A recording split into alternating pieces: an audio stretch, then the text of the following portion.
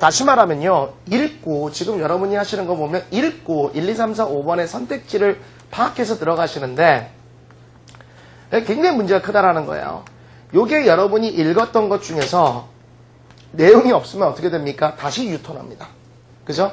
이미 이런 식의 형상 아마 지금 느끼시는 분들이 있을 거예요. 이거 뭐지? 하면서 이상하다 하면서 다시 돌아가는 경우가 있을 겁니다. 그러면 이거는요. 그 문제도 문제지만 다른 문제를 못 풀게 만들어줘요. 그래서 다시는 돌아와서는 안 됩니다. 한 방에 나오질 않으면 문제가 있는 거예요. 그런데 어찌됐건 저찌됐건 정답은 어디 있겠습니까? 선택지상에 있겠죠. 제가 그 언어 선생님 중에 한 분 그 얘기를 들었었는데요. 그분도 저와 굉장히 비슷한 논리인데 그분도 당연히 이걸 먼저 보고 들어가야 된다는 얘기를 반드시 합니다. 저 또한 똑같은 이치예요. 어찌됐건 저찌됐건 그때도 좀 얘기를 했지만 3대2가 굉장히 많거든요. 출제 원리상. 3가지의 공통성분이랑 그 다음에 2가지. 이건 특히 어디서 그렇습니까? 듣기에서는 아주 명백하죠. 그래서 듣기 같은 경우는 선택지상에서 3개의 공통점이 있는 게 주로 답이에요. 그러니까 2개 정도는 날릴 수 있다는 얘기입니다. 또한 뭘 바꿀 수 있죠? 이 선택지만 파악하시게 되면 소재와 제재는 가지고 갈 수 있어요. 소재와 제재는 제재가 어인가? 죄송합니다. 네. 제가 좀 조금 서툴죠. 이거를 갖고 들어갈 수 있다는 거예요. 왜 제가 이 말씀을 드리냐면 기존에 수업을 받아봤던 학생들은 아실 거예요. 이게 지금 상당히 독특한 강좌인데요. 원리에 따라서 지금 만든 겁니다. 여러분들 문제 출제 어떻게 합니까? 이와 같이 굉장히 긴 바로 원문이죠. 원문 또는 원전에서 중간 정도에 되는 120에서 길게는 150개 정도의 단어로 구성된 지문 하나를 발췌하는 거죠. 잘라낸다는 겁니다. 그죠?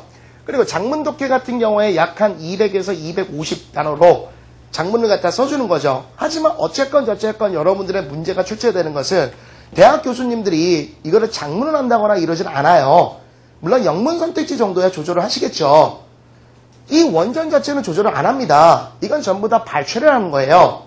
그 발췌의 대상들 같은 것들은 이제 뭐 특정 출판사를 얘기해서 뭐 좀 모한데요.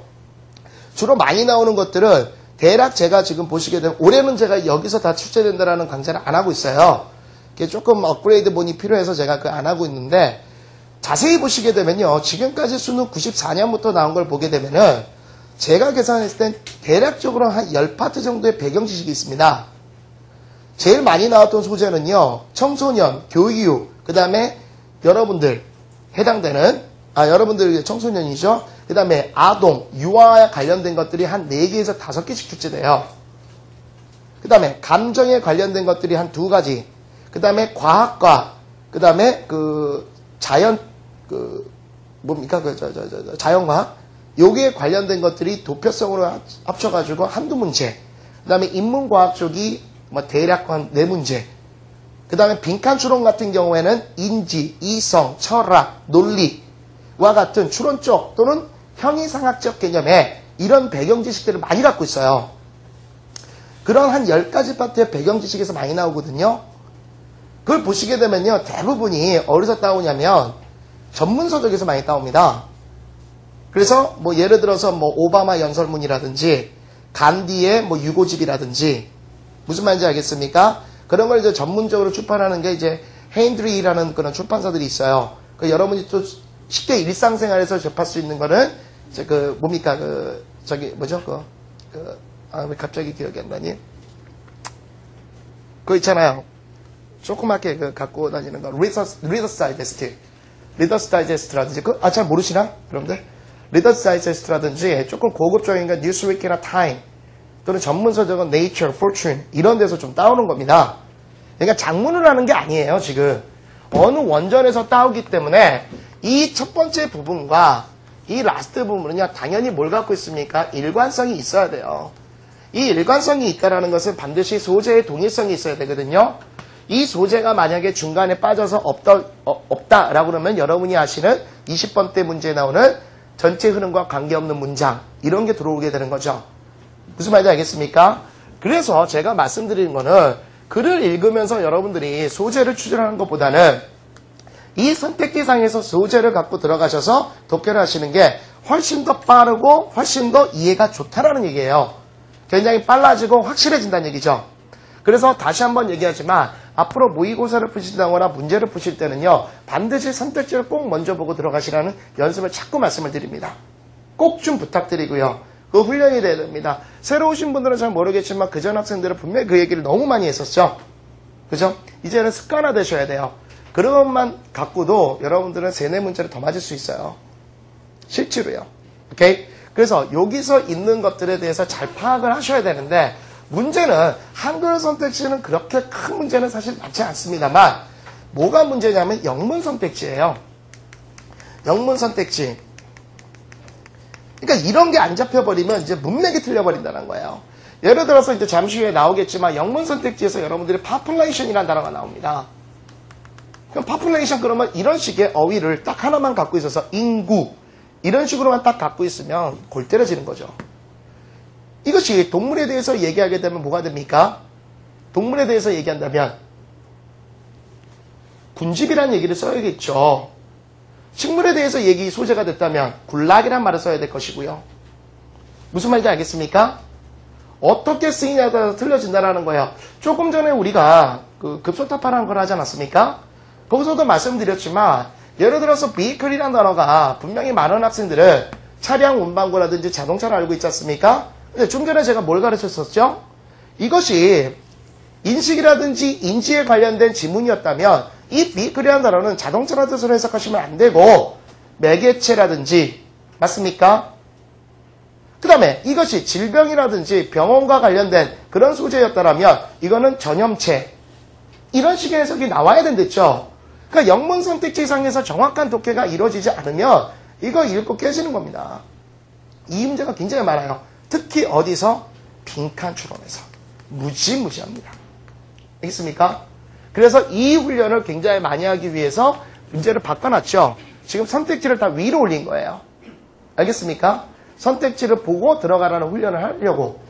됐어요? 그래서 여기는 이번 달에는 여러분들이 여기서 이런 식의 접근법이 필요하구나 해가지고 여러분이 하셔야 되고요. 아마 9월 정도 되시게 되면은 제가 그 영문 선택지 아마 500개에서 600개 정도로 프린팅 해가지고 드릴 거예요. 그러니까 상반기에 나왔던 EBS라든지 시중 문제들 이걸 갖고 정말로 독해가 잽싸게 이루어져야 됩니다. 딱 보고 딱 나와야 돼요. 그 훈련이 되셔야 돼요. 그리고 플러스 한글 선택지 중에서 헷갈리는 것들 도저히 문맥을 못 찾겠다. 그런 것들도 집어넣습니다. 이 과정을 그래서 우리가 앞에서 뭘 배웠냐면 바로 뭘 배웠죠? 결정적 한 문장이라는 걸 배운 거예요. 결정적 한 문장을 왜 배웠냐면 이 선택지를 보면 3대2가 되게 많거든요. 어떤 경우는 3개 쪽에서 답이 되고 어쨌건 될 때는 좀 어려운 건 2개 쪽에서 답이 돼요. 그럼 어쨌건 저쨌건 헷갈리는 건 최소 한두 개는 꼭 있어요. 여러분들이 아마 모의고사를 푸시거나 문제를 풀어볼 때 이것도 같고 저것도 같고 이런 것들이 있습니다. 그랬을 때 왜 이거는 정답이 되고 왜 이거는 정답이 안 되는지에 대한 결정적인 포인트가 반드시 지문상에는 최소 2개 이상 꼭 포인트가 나와요. 그걸 골라내려고 앞서서 연습을 한 거예요. 오케이?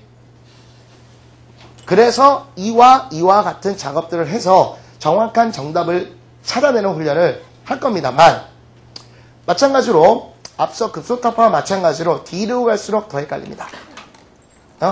그리고 한글인데도 왜 이렇게 어렵냐 라는 걸 느끼게 될 거예요. 여러분들 그 한글 선택지라고 만만치 보지 마세요.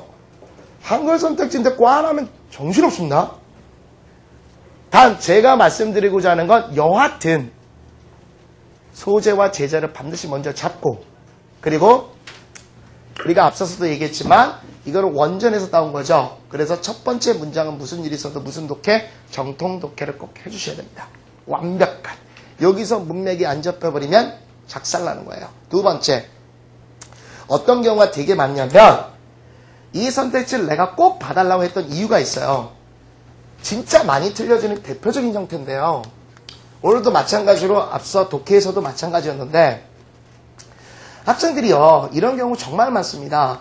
아마 결정적 문장에서도 내가 굉장히 말씀 많이 들었는데 이걸 처음부터 쫙 읽고 들어가면요 어떤 형태가 되냐면 지금 이건요, 어떤 글입니까? 여러분들 수능에 나오는 외국어는요, 문학입니까? 비문학입니까? 비문학이에요. 비문학의 속성은요, 70% 이상이 두 갈식입니다. 다시 말하면 이 앞쪽에서 그래서 첫 번째 문장의 독해가 굉장히 중요하다는 거예요. 원전에서 잘라왔고 이 첫 번째가 마지막을 이끌기 때문에 굉장히 중요한 겁니다. 그러면 다시 말하면 여기서 말하고자 하는 작자의 주제라든지 주장 부분이요, 이쪽 3반부에 많이 나와요. 그래서 여러분도 배우지 않았습니까? 독자를 설득하는 두 가지 방법. 자기의 주제를 때려놓고 첫 번째 방법이 뭐였죠? 예시를 들어주는 거였죠. 그렇지 않습니까? 즉 한국에는 명문대학들이 많습니다. 첫 번째는 서울대가 있습니다. 서울대. 오케이? 두 번째는 인과관계를 써요. 그래서 뭐뭐 때문에 뭐뭐합니다. 이런 개념인데 의외로 이게 굉장히 많이 나옵니다. 여러분들. 이게 굉장히 많이 나오는데요. 선택지는 뭐가 되냐면 명문대, 서울대 이런 식으로 간다라는 거예요. 근데 내가 왜 선택지를 꼭 파악을 먼저 해달라고 얘기하냐면 여기의 소재는 명문대와 서울대지 않습니까? 그죠? 이게 앞서서 쭉 읽고 들어온 학생들의 대표적인 걸 내가 계속 보게 되면요. 한국에는 세계 자랑할 수 있는 명문대가 있습니다. 서울대는 어쩌고저쩌고 합니다. 교수 비율이 어떻고 학생들의 수준은 어떻고 시설은 어떻고 블라블라블라 끝. 그죠? 이걸 까먹어요. 그냥 서울대로 갑니다. 그래서 똘추가 된다는 거예요. 정말 많이 봐요. 읽다가 까먹는 거예요. 지금 여러분들은 해석하시거나 독해하는 거 보게 되면요. 시간의 촉박과 압박감 속에서 앞에서 읽었던 것들을 놓치고 결정적 포인트를 놓치고 그냥 내려갑니다. 잘 느껴보세요. 여러분들 그런 경우 굉장히 많습니다. 그러다 보니까 여기서 나왔던 소재들에 대해서 그 당시 이거 나왔었어요. 여러분들. 잡초에 대한 유용성에 대해서 굉장히 쉽게 나왔었어요. 그러면서 뭐가 나왔었냐면 첫째는 영양분을 제공한다. 두 번째는 식용이 될 수 있다. 세 번째는 토양의 상태를 알 수 있다. 선택지상에서 다 나왔었어요. 그러니까 오답이 그냥 막 토양, 식용, 다 떨어집니다. 그런 잡초의 가치에 대해서 얘기했던 건데. 읽고 까진 거예요. 그냥 따라간 겁니다. 왜? 사람의 잔상에는 뭐가 남죠? 마지막에 남거든요. 그러니까 이리로 가는 거예요, 그냥. 제가 무슨 말씀 드린지 알겠습니까? 내용을 이해했는데 답을 못 골라내는 것 때문에 제가 지금 이 작업에 들어간 거고요. 이것만 여러분들이 체계만 잡히면 20점 이상은 금방 상승합니다. 정확하게. 제일 중요한 건 뭐야? 어찌됐건 저찌됐건 독해력을 뭐고 다 떠나서 점수지 뭘. 여러분을 알릴 수 있는 거는 뭐밖에 없어요. 백날 잘해도 현장에서 유성사인펜 안 쓰고 수성사인펜 써가지고 오답 빵점이며 여러분은 정말 독해력이 좋아도 여러분 빵점이에요. 현장에서 끝나면 끝난 거야. 우리는 참 더러운 거지만 그죠? 그 실수를 안 하려고 이 짓 하는 겁니다. 오케이? 그래서 선택지를 꼭 좀 먼저 보시고 그런 이유는 읽다가 까먹기 때문에 그렇다라는 얘기를 제가 드리는 겁니다.